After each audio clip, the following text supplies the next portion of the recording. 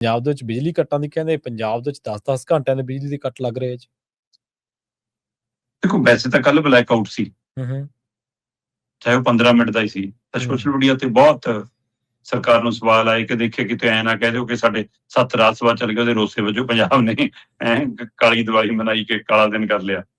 ਤੇ ਉਹ ਤਾਂ ਵੈਸੇ ਹੀ ਕਹਿੰਦੇ ਸੀ ਮੌਕ ਡਰਿਲ ਆ, ਚਲੋ ਉਹਦੇ ਨਾਲ ਪਤਾ ਨਹੀਂ ਕਿੰਨੀ ਬਿਜਲੀ ਬਚੀ ਜਾਂ ਨਹੀਂ ਬਚੀ, ਕਿੰਨੀ ਮੌਕ ਡਰਿਲ ਹੋ ਗਈ ਕੀ ਨਹੀਂ ਹੋਈ। ਪਰ ਸਵਾਲ ਇਹ ਹੈ ਕਿ ਪੰਜਾਬ ਦੇ ਵਿੱਚ ਦਮ ਭਰਦੀਆਂ ਰਹੀਆਂ ਸਮੇਂ-ਸਮੇਂ ਪਾਰਟੀਆਂ ਸੱਤਾਧਾਰੀ ਤਰ੍ਹਾਂ ਕਿ ਅਸੀਂ ਜੀ ਬਿਜਲੀ ਸਰਪਲਸ ਕਰ ਲਈ। ਸੁਖਬੀਰ ਸਿੰਘ ਬਾਦਲ ਤਾਂ ਇੱਥੋਂ ਤੱਕ ਕਹਿੰਦੇ ਹੁੰਦੇ ਸੀ ਕਿ ਅਸੀਂ ਪਾਕਿਸਤਾਨ ਨੂੰ ਵੇਚਣ ਵਾਲੀ ਤਿਆਰੀ 'ਚ ਹਾਂ ਬਿਜਲੀ, ਹੈ।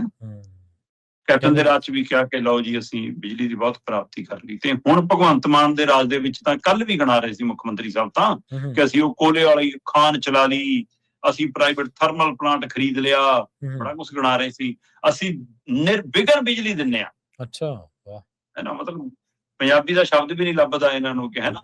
ਤੇ ਅਸੀਂ ਕਹਿੰਦੇ ਜੀ ਇਹ ਇਸ ਤਰੀਕੇ ਨਾਲ ਪੇਸ਼ ਕਰ ਰਹੇ ਸੀ, ਜੇ ਇਹ ਦਿੰਦੇ ਹੋ 8-8 10-10 ਘੰਟਿਆਂ ਦੇ ਕੱਟ ਲੱਗਣ ਵਾਲੇ ਨੂੰ ਨਿਰਵਿਘਨ ਬਿਜਲੀ ਦੇਣਾ ਕਹਿੰਦੇ ਨੇ, ਇਹ ਦੱਸ ਦਿਓ ਨਾ। ਪਰਿਭਾਸ਼ਾ ਕਿੱਥੋਂ ਕਰਦੇ ਹੋ ਤੁਸੀਂ, ਇਹਦਾ ਦੱਸੋ।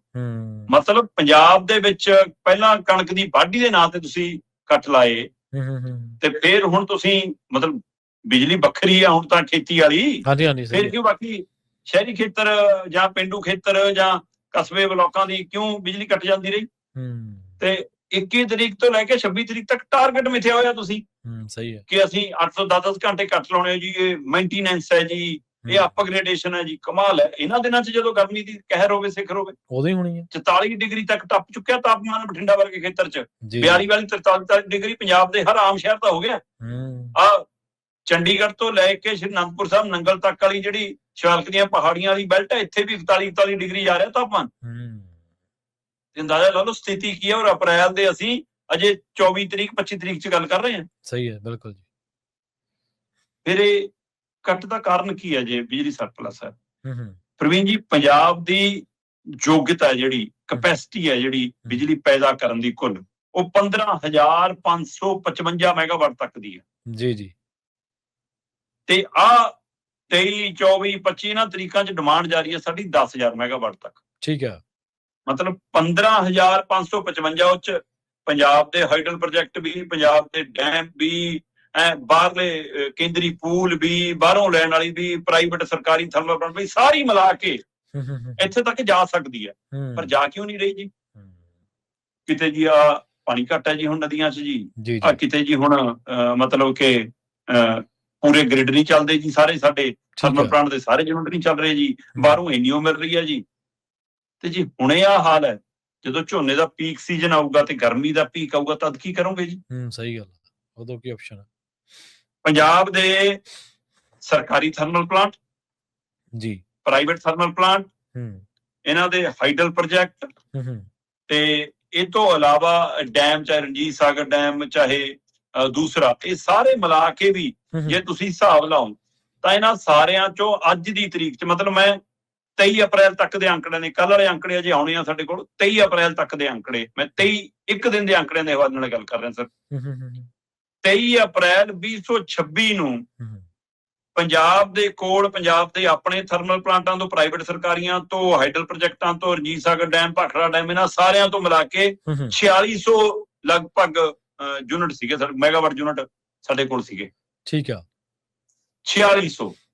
ਤੇ ਬਾਹਰੀ ਕੇਂਦਰੀ ਪੂਲ ਜਾਂ ਬਾਹਰੋਂ ਜਿਹੜੀ ਅਸੀਂ ਲੈਨੇ ਆ, ਉਹ ਸਾਰਾ ਜਿਹੜਾ ਸੀ 3550 ਮੈਗਾਵਾਟ ਉਹ ਸੀ। 4600 ਤੇ 3550 ਮਿਲਾ ਕੇ 8150 ਬਣੀ। ਠੀਕ ਹੈ ਜੀ। 8150 ਮੈਗਾਵਾਟ 23 ਅਪ੍ਰੈਲ ਨੂੰ ਸਾਡੇ ਕੋਲ ਬਿਜਲੀ ਹੈਗੀ ਆ, ਤੇ ਸਾਡੀ ਡਿਮਾਂਡ ਹੈ ਉਸ ਦਿਨ 10,260 ਮੈਗਾਵਾਟ ਯੂਨਿਟ। ਠੀਕ ਹੈ, 10,260 ਮੈਗਾਵਾਟ ਦੀ ਸਾਡੀ ਡਿਮਾਂਡ ਆ, ਤੇ 8150 ਸਾਡੇ ਕੋਲ ਹੈ। 2,110 ਦਾ ਖੱਪਾ ਹੈ। ਇਹ 23 ਅਪ੍ਰੈਲ ਨੂੰ ਹੈ। ਮਈ ਆਉਣੀ ਹੈ, ਤੇ ਮਈ ਤੱਕ ਜਾਂਦੇ ਆ, ਮਈ ਦੇ ਅਖੀਰ ਤੱਕ ਜਾਂਦੇ ਆ, ਜੂਨ ਤੱਕ ਜਾਂਦੇ ਆ, ਸਥਿਤੀ ਕੀ ਹੋਣੀ ਆ? ਸ਼ਾਇਦ ਮੈਂ ਪਹਿਲਾਂ ਵੀ ਦਿਨ ਗੱਲ ਕੀਤੀ ਸੀ ਕਿ ਹਰ ਸਾਲ 1000 ਮੈਗਾਵਾਟ ਲਗਭਗ ਵੱਧ ਰਿਹਾ, ਡਿਮਾਂਡ ਵੱਧ ਜਾਂਦੀ। 2024 ਦੇ ਵਿੱਚ ਜੇ 16,700 ਦੇ ਕਰੀਬ ਸੀ, ਤਾਂ 2025 ਦੇ ਵਿੱਚ ਜਾ ਕੇ 17,300 ਦੇ ਕਰੀਬ ਤੱਕ ਡਿਮਾਂਡ ਗਈ, ਤੇ ਇਸ ਵਾਰ 18,000 ਮੈਗਾਵਾਟ ਤੋਂ ਉੱਪਰ ਜਾਣੀ ਆ ਸਾਡੀ ਡਿਮਾਂਡ। ਸਹੀ ਹੈ ਤੇ ਬਿਲਕੁਲ। ਜੇ ਸਾਰੀ ਵੀ ਪੈਦਾ ਕਰ ਲਓਗੇ ਤਾਂ ਵੀ ਤੁਸੀਂ 16,000 ਤੇ ਨਹੀਂ ਜਾ ਰਹੇ ਜੀ।